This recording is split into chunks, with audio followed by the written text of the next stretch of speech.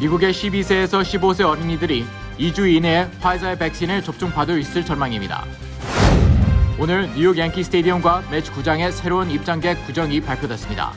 브로드웨이 재개 날짜는 9월 14일입니다.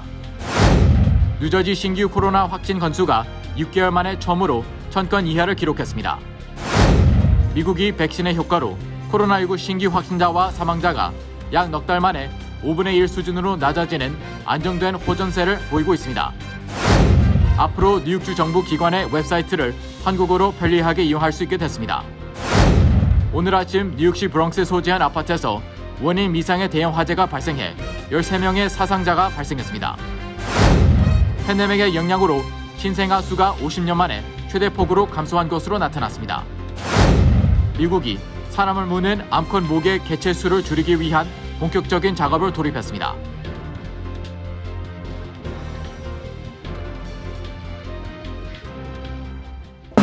노아은행 맨해튼 지점이 한인타운 중심부인 31가와 32가 사이 피프스 애비뉴 1층으로 확장 이전했습니다.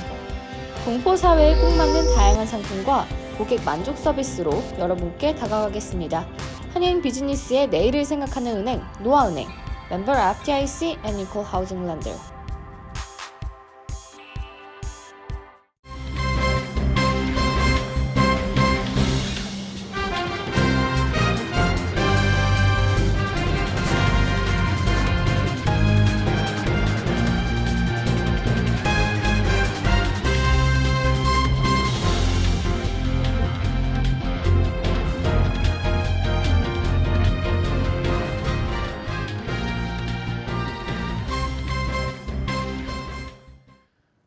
여러분 안녕하십니까? KBTV 뉴스9 이창원입니다. 영국이 50세 이상 모든 성인을 대상으로 올가을 코로나19 백신 3차 접종, 즉 부스터샷 시행에 들어간다고 밝혔는데요. 연말 크리스마스까지는 감염 위협을 전반적으로 근절시키겠다는 취지입니다. 영국 최고 의료 책임자는 신종 변이에 대응해 개량된 백신을 이용하거나 또는 이미 사용 중인 화이저와 애스트라제네카, 모더나 3종 중 한 가지를 그대로 3차 접종하는 방안을 검토하고 있습니다. 또 부스터샷을 앞두고 공급량을 2배 이상 늘리기 위해 현재까지 확보한 화이자 백신 1억 회분에다가 추가적으로 6천만 회분도 구매할 예정인 것으로 알려졌습니다. 다음 소식입니다. 오늘 질병통제예방센터가 12세에서 15세 어린이들이 2주 이내에 화이자 백신을 접종받을 수 있다고 밝혔습니다. 이와 함께 화이자는 9월에 2세에서 11세 어린이용 코로나19 백신에 대해 FDA 긴급 사용 승인을 신청하겠다고 발표했습니다. 질병통제예방센터의 로셸 월란스키 박사는 오늘 CNN 방송에서 12세에서 15세 어린이들이 2주 이내에 코로나19 예방접종을 맞을 수 있다고 밝혔습니다. 식품의약국은 다음 주 초까지 12세에서 15세 어린이를 위한 파이저 코로나 바이러스 백신을 승인할 것이라고 연방관리가 전했습니다. 현재 파이저 백신은 16세 이상에 대해 접종이 가능한데 접종 대상을 12세까지 낮추면 중학교와 고등학교 학생들이 안전하게 다시 학교로 돌아갈 수 있게 될 것으로 보입니다. 파이저는 12세에서 15세 2,260명을 상대로 진행한 3상 임상시험 결과 코로나 예방 효과가 100%로 나타났다는 초기 결과를 지난달 말 발표한 바 있습니다. 이와 함께 파이저는 오는 9월 2세에서 11세 어린이용 코로나19 백신에 대해 FDA 긴급 사용 승인을 신청하겠다고 밝혔습니다. 파이저는 현재 6개월에서 11세 어린이를 대상으로 백신의 안전성과 효능 연구를 진행하고 있으며 식품의약국이 몇 달 내에 파이저 코로나19 백신 긴급 사용을 승인할지 검토할 전망입니다. 엘버트 볼라 화이자 최고 경영자는 또 이보다 더 어린 6개월에서 2세 어린이들에 대한 임상시험 결과와 긴급 사용 승인 신청은 올해 4분기에 이루어질 것으로 예상한다고 밝혔습니다. 파이저는 또 임신 여성에 대한 임상시험 2단계의 안전성 데이터가 7월 말 또는 8월 초에 나올 것으로 기대한다고 밝혔습니다. 한편 코로나19 백신을 개발한 독일 바이오엔테크의 창업자 우구르 사인 최고 경영자는 인도를 비롯한 개발도상국들에서 아직 코로나19 감염이 급증하는 추세라고 지적하면서 2022년 중반까지는 팬데믹이 지속될 것으로 내다봤습니다. 그는 전 세계적으로 집단 면역을 달성해야 대유행을 종식할 수 있다고 밝혔습니다. 오늘 앤드루 쿠오모 주지사가 뉴욕 양키스와 매츠 구장이 오는 5월 19일부터 새 규정을 적용해 재개장한다고 발표했습니다. 새로운 규정에 따르면 백신 접종자와 비접종자를 구분해서 좌석을 배치합니다. 이와 함께 뉴욕시 브로드웨이 재개 날짜가 발표됐습니다. 김은지 기자가 보도합니다. 앤드류 쿠오모 뉴욕 주지사가 오늘 발표한 야구 경기장에 대한 새로운 규정에 따르면 백신을 접종받은 사람들은 16세 미만의 어린이를 동행할 수 있으며 백신을 접종받지 않은 사람들은 마스크를 착용하고 6피트 거리를 두며 수용 인원의 33%까지 허용됩니다.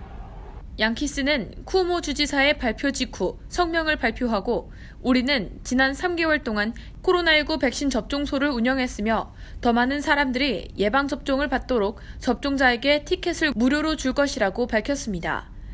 한편 매츠 선수의 77%만이 백신 접종을 받았으며 양키스는 85% 이상이 접종을 받은 것으로 밝혀졌는데 메이저리그 규정은 85% 이상이어야 제한 규정을 완화하게 됩니다.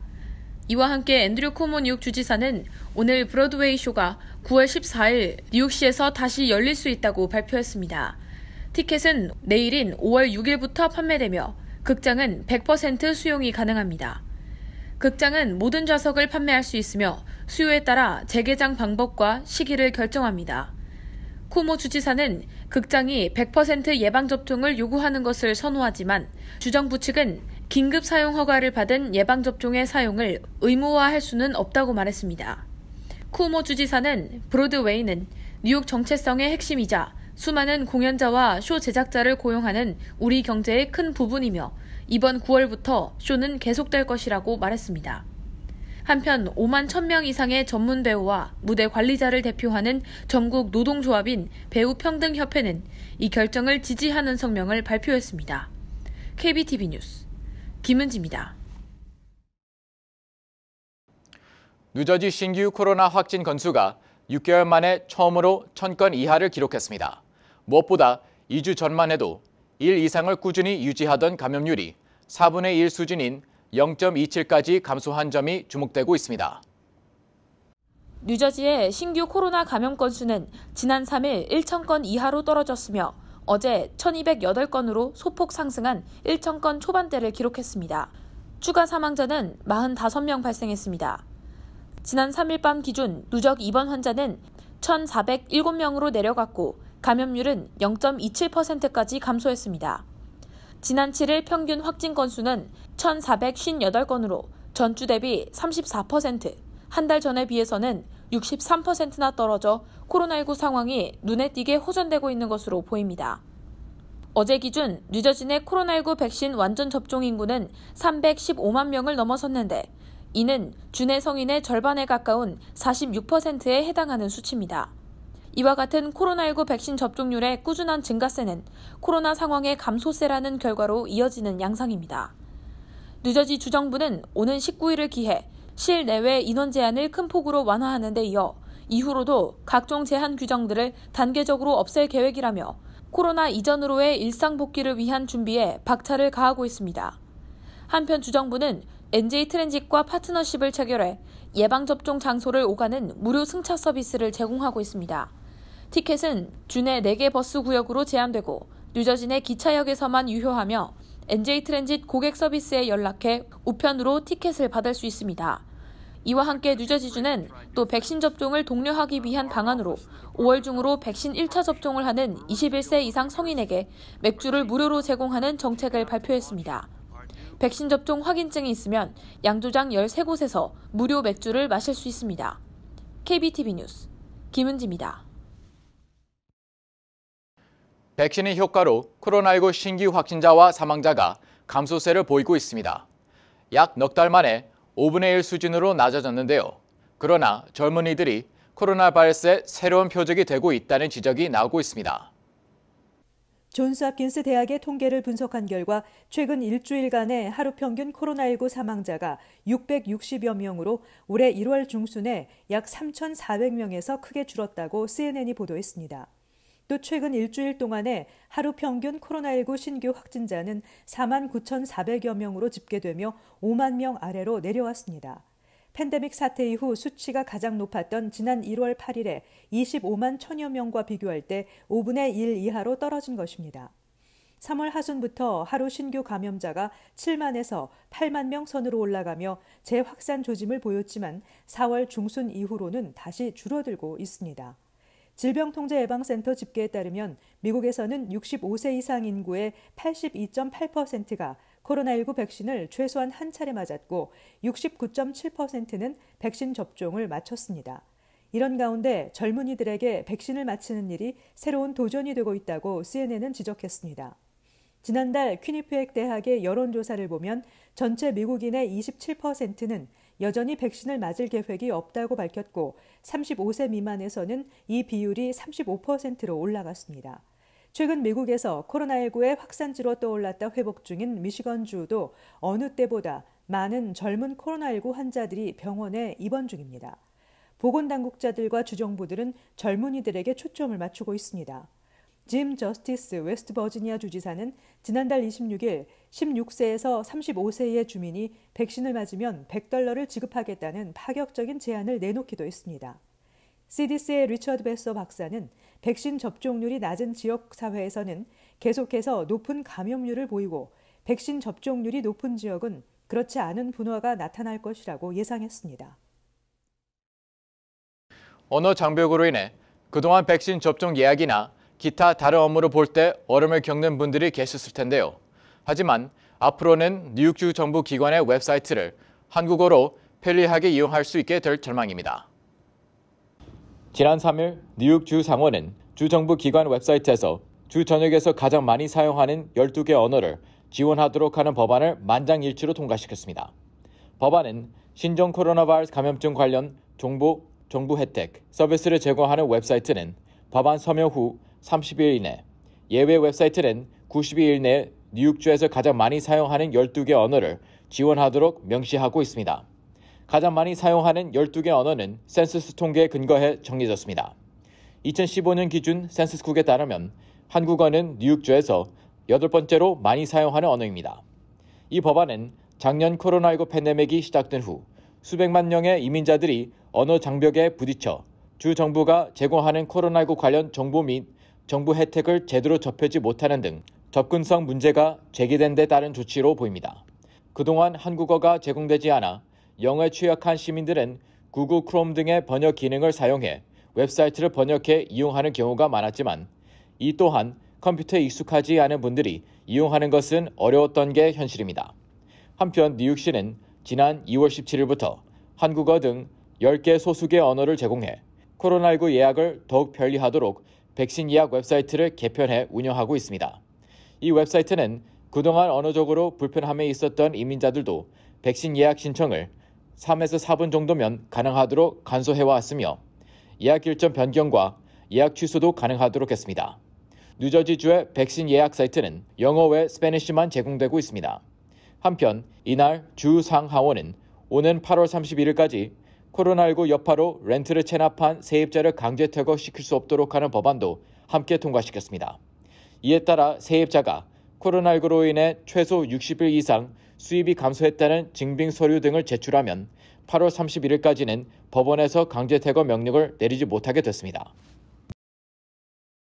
오늘 아침 뉴욕시 브롱스에 소재한 아파트에서 원인 미상의 대형 화재가 발생했습니다. 이 사고로 91세 할머니가 숨지고 탈출을 시도하거나 의식불명 상태로 쓰러져 있던 10여 명이 부상을 입었습니다. 김은지 기자가 보도합니다. 오늘 새벽 5시경 브롱스 콩코즈 빌리지의 3211 파크 애비뉴에 소재한 6층짜리 아파트에서 대형 화재가 발생해 13명의 사상자가 속출했습니다. 3층 아파트 안에서 시작된 불씨는 복도를 통해 건물 내부에 빠르게 확산했으며 지붕 위로 불길이 치솟고 모든 층에 검은 연기가 가득했던 것으로 전해졌습니다. 소방대원들은 도착했을 때 이미 심각한 상황이었다고 전하고 화재를 진압하는 과정에서 의식불명자들을 발견해 신속히 밖으로 구출했으며 인근 링컨병원으로 이송했다고 밝혔습니다. 현재까지 91세 노인 1명이 사망했고 소방관을 포함한 12명의 부상자가 나왔습니다. 이 중 80세 노인을 포함한 3명은 중태인 것으로 알려져 추가 사망자가 나올 수도 있는 상황입니다. 나머지 희생자 중 8명이 중상을 입었고 그 외 경상을 입었습니다. 소방당국은 이번 화재의 불길을 잡는 데 138명의 소방대원들과 33명의 응급요원들이 출동했고 90분 이상의 시간이 걸렸다고 전했습니다. 정확한 사고 원인은 아직 조사 중에 있습니다. KBTV 뉴스 김은지입니다. 코로나19 팬데믹의 영향으로 신생아 수가 50년 만에 최대폭으로 감소한 것으로 나타났습니다. 인종별로는 아시아계 여성의 출생아 수 감소폭이 가장 컸습니다. 질병통제예방센터 보고서에 따르면 지난 한 해 동안 미국에서 태어난 아이는 360만 명으로 2019년에 375만 명보다 4% 감소했습니다. 신생아 수의 연간 감소폭으로는 거의 50년 만에 최대라고 AP통신은 전했습니다. 지난 2007년 미국에서 베이비 붐이 일었을 당시 한 해 신생아 수는 430만 명이었습니다. 지난 한 해 미국의 가임 여성 1000명당 출생아 수는 56명으로 관련 통계를 집계한 이후 100여 년 만에 최저치를 기록했습니다. 1960년대의 절반 수준입니다. 인종별로는 아시아계 여성의 출생아 수 감소폭이 8%로 가장 컸으며 백인과 흑인, 여성의 감소폭은 각각 4%였으며 히스패닉계는 3%였습니다. 지난해 출산율이 크게 하락한 데에는 코로나19 팬데믹 사태의 영향이 가장 큰 것으로 분석됩니다. AP통신은 감염병 자체에 대한 두려움과 함께 어두운 경제 전망으로 인해 당장 아이를 낳아 기르는 것이 좋지 않은 생각이라는 인식이 확산됐다고 전했습니다.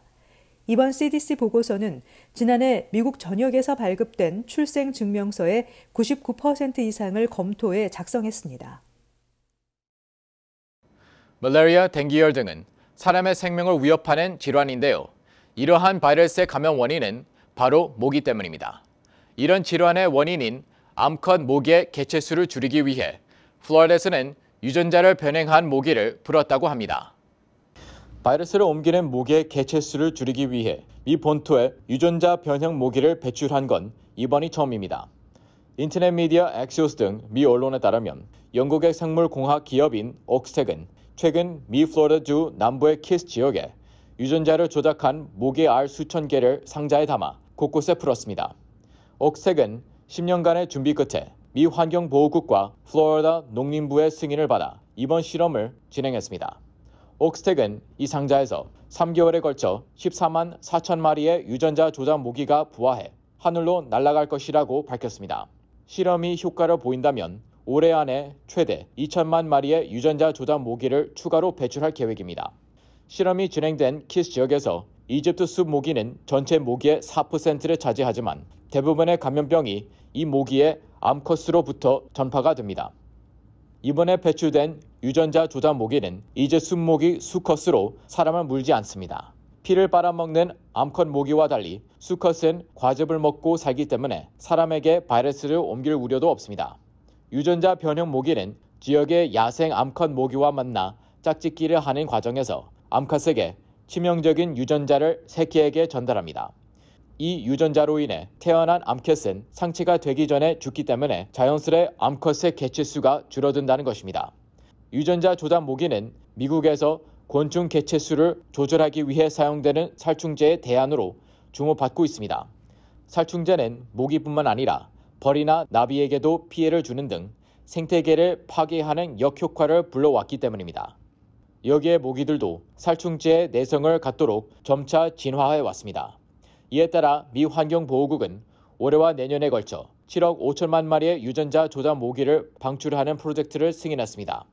하지만 일부 주민들은 유전자 조작 모기가 지역 생태계에 심각한 영향을 미칠 수 있다는 이유 등을 내세우며 실험을 반대해 왔습니다. 이에 대해 그레이프 핸더슨 옥스텍 대표는 질병을 매개하는 모기의 위협은 점점 커지고 있다며 이번 프로젝트가 옥스텍의 안전하고 자기 통제적인 기술을 미국에 도입하는 데 큰 진전이 될 것이라고 말했습니다. 한편 지구 온난화의 영향으로 모기의 서식 영역이 지구 전체로 확산하면서 감염병의 위험도 커지고 있습니다. 평균 기온이 1도 오르면 모기 발생이 27% 늘어난다는 연구 결과도 있습니다.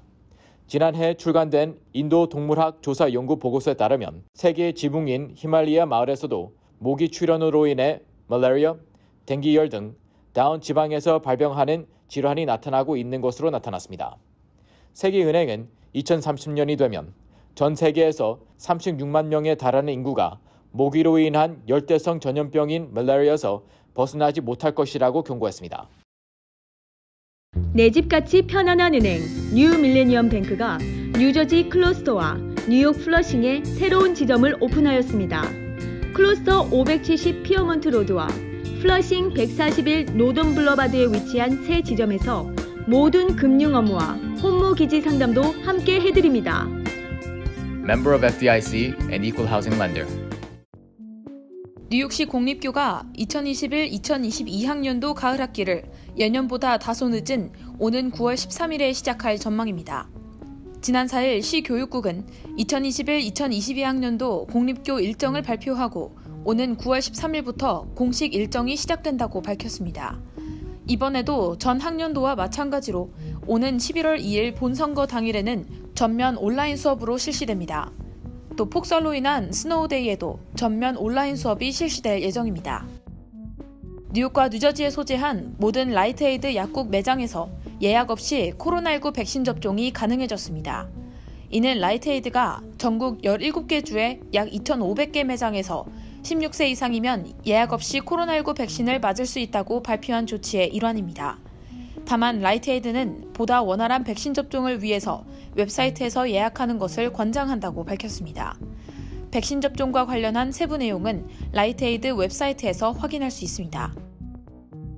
지난달 4월 미국의 민간 고용이 74만 2천 건 증가하면서 탄탄한 증가세를 보였습니다. 코로나19 백신 접종 확대로 속도가 붙은 고용시장 회복세를 확인한 셈입니다. 3월 고용 건수 증가 수치는 51만 7천 건에서 56만 5천 건으로 상향 조정됐습니다.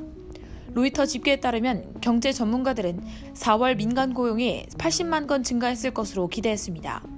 4월 민간 고용은 최근 실업수당 청구 건수 감소 등의 회복세를 보이고 있는 고용 지표와도 맥을 같이 합니다. 투자자들은 오는 7일 노동부가 공개하는 4월 고용 지표에 주목하고 있습니다. 경제 전문가들은 비농업 부문의 신규 고용자 수가 97만 8천 명으로 3월 91만 6천 명보다 확대됐을 것으로 예상하고 있습니다. 미국 경제는 코로나19 위기에서 점차 벗어나며 회복의 속도가 붙고 있습니다. 미국의 1분기 국내 총생산 성장률은 6.4%를 기록했습니다. 대부분의 경제 전문가들은 2분기에도 미국의 경제가 높은 성장률을 달성할 것으로 예상하고 있습니다. 지난해 미국 경제는 74년간 최악인 마이너스 3.5%의 성장률을 기록했습니다. 오늘 페이스북의 준중립감동이사회는 트럼프 전 대통령에게 내렸던 플랫폼 사용 정지 조치를 유지하기로 결정했습니다. 페이스북은 4개월 전인 1월 6일 당시 대통령 트럼프가 극우 폭도들의 연방의사당 난입 공격을 선동했다며 그의 계정을 잠정 폐쇄했습니다. 이날 이사회는 계정 사용 정지 결정을 유지하는 한편 페이스북이 이 같은 결정을 내린 방식을 지적했습니다. 심각한 폭력 행위에 관한 위험이 상존 진행 중인 만큼 페이스북의 사용 정지 결정은 정당화할 수 있으나 페이스북이 당시 모호하고 규준이 없는 벌책을 적용하는 방식으로 책임을 모면하려고 했다며 그때 트럼프 계정을 영구 폐쇄하든지 정지 기간을 특정했어야 했다고 기자들에게 말했습니다. 이사회는 페이스북이 1월 7일 트럼프에 내린 자의적 벌책을 6개월 안에 재검토해서 위반의 중대성과 장래 해악의 전망을 반영하는 다른 벌책을 결정할 것을 요구했습니다. 새 페널티는 만약 페이스북이 트럼프 계정을 복구시키기로 결정한다면 대신 페이스북은 추가적 위반을 즉각 해결할 수 있어야만 할 것이라고 요구했습니다.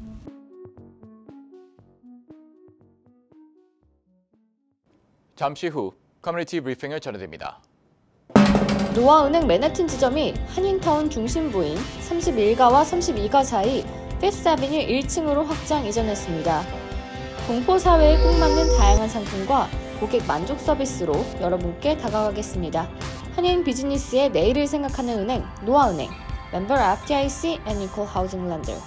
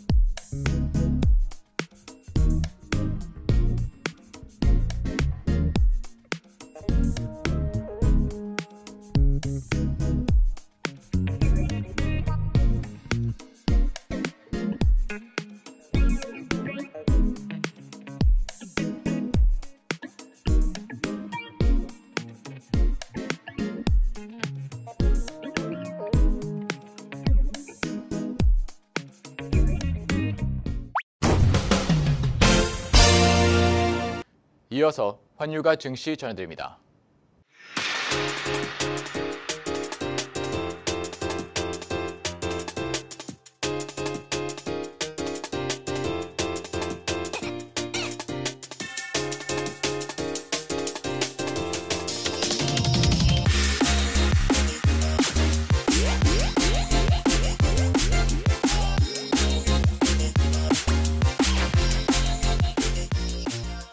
잠시 후 뉴욕과 뉴저지 날씨 전해드립니다.